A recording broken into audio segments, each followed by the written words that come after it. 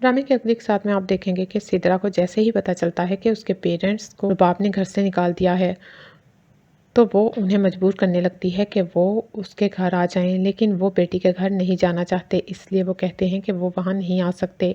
तभी सिद्रा फ़ौरन मुस्तफ़ा और शर्जीना के घर जाती है और उन्हें रो रो कर सारा वाक़या सुनाती है। शर्जीना तो पहले ही घर नहीं होती। मुस्तफ़ा पहले तो शुरू में उसकी बात नहीं सुनता, लेकिन फिर जब वो रोती है तो वो उसकी बात सुनने पर तैयार हो जाता है। जैसे ही मुस्तफ़ा को सिद्रा सारी बात बताती है तो मुस्तफ़ा परेशान हो जाता है।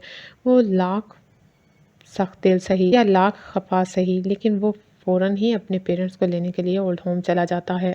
वो सोचता है जीते जी उसके मालूम होता है कि उसके हालात टाइट हैं, लेकिन फिर भी वो देखकर अपने घर आ जाता है। अब आप जब मुस्तफ़ा का ये घर देखते हैं तो बहुत परेशान हो जाते हैं। वो सोचते हैं कि मुस्तफ़ा इस घर में कैसे गुजारा कर रहा है, लेकिन मुस्तफ़ा के सामने वो कोई बात नहीं करते। मुस्तफ़ा को के पेरेंट्स सब कुछ बताते हैं कि किस तरह रुबाब ने अदील को गिरफ्तार करवा दिया। मुस्तफ़ा फ़ौरन अदील से मिलने जाता है। अदील को जाकर कहता है कि आप तो अपनी बीवी के पैसों में अंधे हो गए थे, आपको कुछ दिखाई ही नहीं देता था।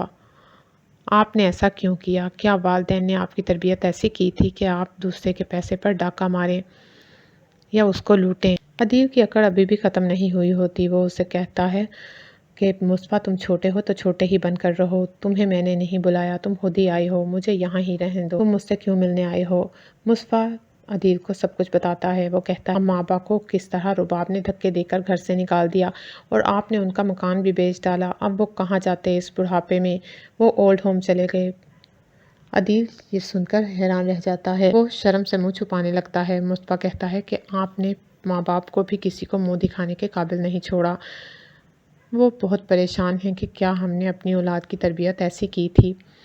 अदील कहता है रुबाब ने ऐसा क्यों किया मेरे माँ बाप के साथ? उसे मेरे साथ शिकायत थी, मेरे माँ बाप को क्यों घर से निकाल दिया? मुस्तफ़ा कहता है जाहिर है जब आपसे उसका कोई ताल्लुक़ नहीं रहा तो आपके माँ बाप को भला वो क्यों संभालती?